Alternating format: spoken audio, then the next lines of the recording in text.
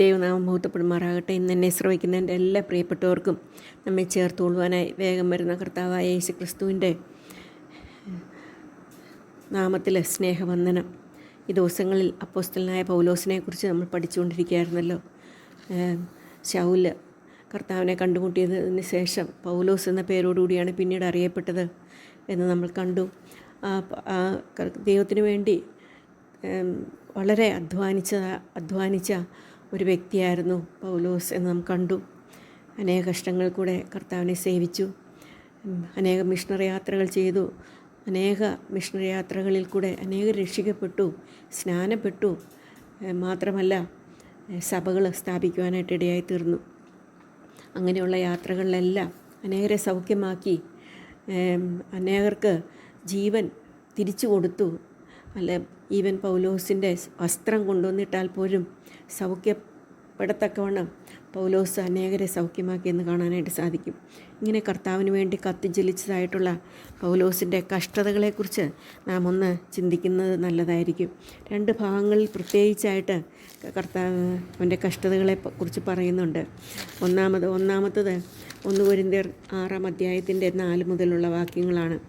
അവിടെ കാണുന്ന ദൈവത്തിൻ്റെ ശുശ്രൂഷകന്മാരായി കാണിക്കുന്ന ബഹുസഹിഷ്ണുത, കഷ്ടം, ബുദ്ധിമുട്ട്, സങ്കടം, തല്ല്, തടവ്, കലഹം, അധ്വാനം, ഉറക്കിളിപ്പ്, പട്ടിണി, നിർമ്മലത, പരിജ്ഞാനം, ദീർഘക്ഷമ, ദയ, പരിശുദ്ധാത്മാവ്, നിർവാജ്യ സ്നേഹം, സത്യവചനം, ദൈവശക്തി എന്നിവയിലും ഇടത്തും വലത്തും നീതിയുടെ ആയുധങ്ങൾ ധരിച്ചുകൊണ്ട് മാനാപമാനങ്ങളും ദുഷ്കീർത്തി സൽകീർത്തികളും അനുഭവിച്ച് ചതിയന്മാരെന്നിട്ടും സത്യവാന്മാർ, ആരും അറിയാത്തവർ എന്നിട്ടും എല്ലാവരും നല്ലവണ്ണം അറിയുന്നവർ, ഇത്രയും കഷ്ടതകൾ അനുഭവിച്ചു. എന്തുകൊണ്ട് നമ്മൾ ഓർക്കും നിർമ്മലത, അല്ലെങ്കിൽ പരിജ്ഞാനം, ഉറക്കിളപ്പ്, ദീർഘക്ഷമ. അതെ, യഥാർത്ഥമായിട്ട് ഒരു മറ്റുള്ളവർ ഉപദ്രവിക്കുമ്പോഴും കുത്തുമ്പോഴും ദീർഘക്ഷമയോടെ ഇരിക്കുന്നത് തന്നെ അതൊരു ദൈവത്തിനു വേണ്ടി, അല്ലെങ്കിൽ ദൈവത്തിൻ്റെ കൃപയുണ്ടെങ്കിൽ മാത്രം ചെയ്യുവാനായിട്ട് സാധിക്കുന്ന ഒരു കഷ്ടത തന്നെയാണ് നമുക്ക് മനസ്സിലാക്കുവാനായിട്ട് സാധിക്കും. പൗലോസ് അപ്പോസ്തലന്റെ ജീവിതത്തിൽ കർത്താവിന് വേണ്ടി തന്നെത്താൻ സമർപ്പിക്കപ്പെട്ട ദൈവത്തിൻ്റെ സ്വഭാവമുള്ള ഒരു വ്യക്തിയായിട്ട് ജീവിച്ച ഒരു വ്യക്തിയായിരുന്നു എന്നുള്ളത് നമുക്ക് കാണുവാനായിട്ട് സാധിക്കും. അതുപോലെ 2 കൊരിന്ത്യർ 11-ാം അധ്യായത്തിൻ്റെ 24 മുതൽ ഉള്ള വാക്യത്തിൽ, യഹൂദന്മാരാൽ ഞാൻ ഒന്ന് കുറേ 40 അടി 5 വട്ടം കൊണ്ടു. 5 വട്ടം 40 അടി വീതം കൊള്ളുക എന്ന് പറഞ്ഞാൽ 200 അടി കൊണ്ടു എന്ന് നമുക്ക് കാണുവാനായിട്ട് സാധിക്കും. അതുകൊണ്ട് തീർന്നില്ല. 3 വട്ടം കോലിനാൽ അടി കൊണ്ടു, ഒരിക്കൽ കല്ലേറ് കൊണ്ടു, 3 വട്ടം കപ്പൽ ചേതത്തിലകപ്പെട്ടു, ഒരു രാപ്പകൽ വെള്ളത്തിൽ കഴിച്ചു. ഞാൻ പലപ്പോഴും യാത്ര ചെയ്തു. നദികളിലെ ആപത്ത്, കള്ളന്മാരാലുള്ള ആപത്ത്, സ്വജനത്താലുള്ള ആപത്ത്. മറ്റുള്ളവരിൽ നിന്നും ആപത്തിനേക്കാൾ കഷ്ടമാണ് സ്വജനത്തിൽ. സ്വന്തം ആൾക്കാർ പോലും പൗലോസിനെ കുറ്റം പറഞ്ഞു, അപമാനിച്ച് നമുക്ക് കാണുവാനായിട്ട് സാധിക്കും. ജാതികളാലുള്ള ആപത്ത്, പട്ടണത്തിലെ ആപത്ത്, കാട്ടിലെ ആപത്ത്, കടലിലെ ആപത്ത്, കള്ളസഹോദരന്മാരുള്ള ആപത്ത്, അധ്വാനം, പ്രയാസം, പലവട്ടം ഉറക്കിളിപ്പ്, പൈതാഹം, പലവട്ടം പട്ടിണി, ശീതം, നഗ്നത എന്നീ അസാധാരണ ഭാവിച്ചത് കൂടാതെ എനിക്ക് ദിവസേന സർവ്വസഭകളെയും കുറിച്ചുള്ള ചിന്താഭാരം എന്ന തിരക്കുമുണ്ട്. ഇത്രയും കഷ്ടത കർത്താവിനായിട്ട് സഹിച്ച ഒരു വ്യക്തിയായിരുന്നു പൗലോസ് എന്ന് നമുക്ക് മനസ്സിലാക്കുവാനായിട്ട് സാധിക്കും. ഇങ്ങനെയുള്ള കഷ്ടതകൾ കൂടെ സഹിച്ച ഒരു വ്യക്തിയുടെ ജീവിതത്തെക്കുറിച്ച് ഒന്ന് ഓർക്കുമ്പോൾ, അദ്ദേഹം ഫിലിപ്പിയർക്ക് എഴുതിയ ഈ കഷ്ടതകൾ കൂടെ കടന്നു പോകുമ്പോഴും ഫിലിപ്പിയർക്കുടെ ലേഖനത്തിൽ എഴുതുന്നത് നമുക്ക് ജയിലിൽ കിടന്നുകൊണ്ടാണ്, കാരാഗ്രഹത്തിൽ കിടന്നുകൊണ്ടാണ്, ചങ്ങലയിൽ കിടന്നുകൊണ്ടാണ് പറയാണ് സന്തോഷിപ്പീൻ, എപ്പോഴും സന്തോഷിപ്പീൻ. ആ അധ്യായം തന്നെ മുഴുവനും കർത്താവിൽ എപ്പോഴും സന്തോഷിപ്പീൻ. അവിടെ വളരെ പ്രത്യേകത ഒരു കാര്യമുണ്ട്. മനുഷ്യരിൽ സന്തോഷിപ്പാനായിട്ട് സാധിക്കത്തില്ല, കഷ്ടതകളിൽ സന്തോഷിപ്പാനായിട്ട് സാധിക്കത്തില്ല. എന്നാൽ കർത്താവിൽ എപ്പോഴും സന്തോഷിപ്പീൻ എന്ന് ഞാൻ പിന്നെയും പറയുന്നു. നിങ്ങളുടെ സൗമ്യത സകല മനുഷ്യരും അറിയട്ടെ. സന്തോഷിക്കുക. അത് ഈ അധ്യായത്തിൽ പല ഭാഗങ്ങളിലും നമുക്കത് കാണുവാനായിട്ട് സാധിക്കും. ക്രിസ്തുവിലുള്ള സന്തോഷം മുമ്പിൽ കണ്ടുകൊണ്ട് ഇത് കർത്താവായ യേശു ക്രിസ്തു, നമ്മൾക്കറിയാം, നമ്മെ കണ്ടുകൊണ്ട്, മുമ്പിലുള്ള സന്തോഷം കണ്ടുകൊണ്ട് അവൻ അപമാനം അലക്ഷ്യമാക്കി ക്രൂശിനെ സഹിച്ചു എന്നുള്ളത് കർത്താവായ യേശു ക്രിസ്തുവിനെ കുറിച്ച് നമുക്ക് ചിന്തിക്കുമ്പോൾ മനസ്സിലാക്കുവാനായിട്ട് സാധിക്കും. പൗലോസ് മുമ്പിലുള്ള സന്തോഷം, നിത്യതയെ ഓർത്ത്, താൻ പോകുവാനിരിക്കുന്ന ഭവനത്തെ ഓർത്ത്, സ്വർഗത്തിൽ ചെല്ലുമ്പോൾ ഉള്ള ആ സന്തോഷം ഓർത്ത് ഈ ലോകത്തിലുള്ള എല്ലാ കഷ്ടതകളും, ഈ ലോകത്തിലുള്ളതെല്ലാം അത് സന്തോഷത്തോടെ സഹിക്കുവാനായിട്ട് പൗലോസ് അപ്പോസ്തലന് സാധിച്ചു എന്നുള്ളത് നമുക്ക് മനസ്സിലാക്കുവാനായിട്ട് സാധിക്കും. ഇങ്ങനെ കഷ്ടതകൾ കൂടെ ഇങ്ങനെ സന്തോഷിയെന്ന് പറയുക മാത്രമല്ല, ഇങ്ങനെ കഷ്ടതകളിലും ഈ പറഞ്ഞ ആപത്തിൽ അനർത്ഥങ്ങൾ കൂടെ കടന്നു പോകുമ്പോഴും എപ്പോഴും എല്ലാ സമയത്തും സുവിശേഷം പ്രസംഗിച്ചു കൊണ്ടിരുന്നു, മാത്രമല്ല പ്രാർത്ഥിച്ചു കൊണ്ടിരുന്ന ഒരു വ്യക്തിയായിട്ട് നമുക്ക് കാണാനായിട്ട് സാധിക്കും. നിരന്തരമായി പ്രാർത്ഥനയിൽ പോരാടിക്കൊണ്ടിരുന്നു. ദിവസേന സർവ്വസഭകളെയും കുറിച്ച് പ്രാർത്ഥിച്ചുകൊണ്ടിരുന്നൊരു വ്യക്തിയായിരുന്നു എന്ന് കാണുവാനായിട്ട് സാധിക്കും. എങ്ങനെ സാധിക്കും? ദൈവത്തിൻ്റെ കൃപ കൊണ്ട് മാത്രമാണ്. അതാണ് പൗലോസ് അപ്പോസ്തലനോട് പറയുന്നത്. പൗലോസ് അപ്പോസ്തലൻ്റെ കഷ്ടതയുടെ സമയത്ത് അവൻ്റെ രോഗത്തിൽ അവൻ ഒരു വട്ടം അവൻ കർത്താവിനോട് അപേക്ഷിച്ചു.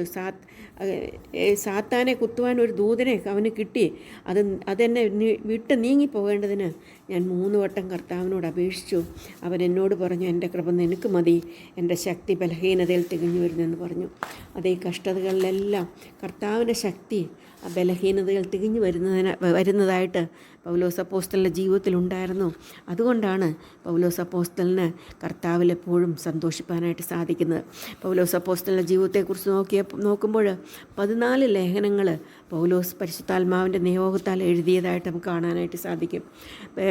സ്വന്തം ഇഷ്ടപ്രകാരമോ സ്വന്തം ബുദ്ധിയിലോ അല്ല എഴുതിയത്. പരിശുദ്ധാത്മാവിൻ്റെ എല്ലാ തിരുവഴുത്തും പരിശുദ്ധാത്മാവിൻ്റെ നിയോഗത്തിലാണ് എഴുതിയത്. പരിശുദ്ധാത്മാവിൻ്റെ കൃപയിൽ, പരിശുദ്ധാത്മാവിൻ്റെ നിയന്ത്രണം അനുസരിച്ച്, പരിശുദ്ധാത്മാവ് പറഞ്ഞതനുസരിച്ച് 14 ലേഖനങ്ങൾ എഴുതുവാനായിട്ട് പൗലോസ് അപ്പോസ്തലന് സാധിച്ചു.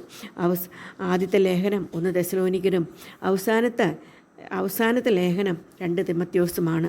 1ഉം 2ഉം തെസ്സലോനിക്കർ 2ആം മിഷണറി യാത്രയിലും, 1ഉം 2ഉം കൊരിന്ത്യർ, ഗലാത്യർ, റോമർ 3ആം മിഷണറി യാത്രയിലും, എഫെസ്യർ, കൊലോസ്യർ, ഫിലോമോൻ, ഫിലിപ്പിയർ, എബ്രായർ എന്നിവ 1ആം കാരാഗ്രഹവാസസ്ഥലത്തും, 1 തിമത്യോസ്, തീത്തോസ് എന്നിവ 4ആം മിഷണറി യാത്രയിലും, 2 തിമത്യോസ് റോമിലെ 2ആം കാരാഗ്രഹ സമയത്തുമാണ് എഴുതിയതെന്ന് നമുക്ക് കാണുവാനായിട്ട് സാധിക്കും. അതേ ഇന്ന് വായിച്ച് നമ്മൾക്ക് ദൈവത്തിൻ്റെ വചനം വായിക്കുമ്പോൾ സന്തോഷം നൽകുന്നതായിട്ടുള്ള ലേഖനങ്ങൾ പരിശുദ്ധാത്മാവിൻ്റെ കൃപയാൽ എഴുതുവാനായിട്ട് പൗലോസ് അപ്പോസ്തലന് സാധിച്ചു. കാരണം പൗലോസിൻ്റെ അപ്പോസ്തലൻ്റെ ജീവിതത്തിൽ ആ ദൈവവുമായിട്ടുള്ള ബന്ധം, ദൈവത്തോടുള്ള ജീവിതം, അതുകൊണ്ട് പൗലോസ് അപ്പോസ്തലന് സാധിച്ചു എന്ന് നമുക്ക് മനസ്സിലാക്കുവാനായിട്ട് സാധിക്കും. പ്രിയ സഹോദരിമാരെ, നമ്മുടെ ജീവിതത്തെ ഒന്ന് തുലനം ചെയ്ത് നോക്കുക. നമ്മുടെ ജീവിതത്തിൽ ഒരു ചെറിയ കഷ്ടം വന്നാൽ, ഒരു ചെറിയ പ്രയാസം വന്നാൽ, ഒരു ചെറിയതായിട്ടുള്ള നിരാശ വന്നാൽ നാം പിന്നെ വേദോസ്തം വായിക്കുന്നത് നിർത്തും. മാത്രമല്ല, നാം കർത്താവിൻ്റെ വേല ചെയ്യുന്ന, മറ്റുള്ളവരോട് സുവിശേഷം പറയുന്നത് നിർത്തും, പ്രസംഗിക്കുന്നത് നിർത്തും, ആലോചന പറയുന്നത് നിർത്തും, പ്രാർത്ഥനയും നിർത്തും. അങ്ങനെ നമ്മുടെ ജീവിതം പിന്നെ നമ്മളൊരു നിരാശയിൽ സന്തോഷമില്ലാത്തവരായിട്ട് കഴിയുന്നവരായിട്ട് തീർന്നു പോകാറുണ്ട്. എന്നാൽ ഇവിടെ പൗലോസ് അപ്പോസ്തലനെ സംബന്ധിച്ചിടത്തോളം അവന് കഷ്ടതയും ദുഃഖവും പ്രയാസങ്ങളും വന്നപ്പോൾ അവൻ പറയാണ്, സന്തോഷിപ്പിൻ, കർത്താവിൽ സന്തോഷിപ്പിൻ, എപ്പോഴും സന്തോഷിപ്പിൻ എന്ന് പറഞ്ഞ് ആ പൗലോസ് അപ്പോസ്തലൻ കാണുവാനായിട്ട് സാധിക്കും. മാത്രമല്ല, തിരുവെഴുത്തുകളെല്ലാം ദൈവത്തിൻ്റെ ശ്വാസമാണ്. അതുകൊണ്ട് ആ ദൈവത്തിൻ്റെ ശ്വാസം, ആ ദൈവത്തോട് കൂടിയിരുന്ന് പരിശുദ്ധാത്മാവിൻ്റെ നിയന്ത്രണത്താൽ 14 ലേഖനങ്ങൾ അവന് കർത്താവിൻ്റെ പാദത്തിലിരുന്ന് എഴുതുവാനായിട്ട് പൗലോസ് അപ്പോസ്തലന് ഈ കഷ്ടതകൾ മധ്യത്തിൽ സാധിച്ചു എന്ന് നമുക്ക് മനസ്സിലാക്കുവാനായിട്ട് സാധിക്കും. വരുന്ന ദിവസങ്ങളിൽ നമ്മുടെ ജീവിതത്തിൽ ഈ കർത്താവിനോട് കൂടി ഇരുപ്പാൻ, ഈ കർത്താവിൻ്റെ സ്നേഹത്തെ കാണുവാൻ, ഈ വേദോസ്തം വായിക്കുവാൻ, പഠിക്കുവാൻ, പ്രാർത്ഥിക്കുവാൻ, സന്തോഷമായിട്ട് ജീവിപ്പാൻ, മറ്റുള്ളവരോട് കർത്താവിനെക്കുറിച്ച് പറവാൻ കർത്താവ് നമ്മളെ സഹായിക്കട്ടെ. അവൻ്റെ വലിയ നാമം എന്നും എന്നേക്കും മഹത്വപ്പെടുമാറാകട്ടെ.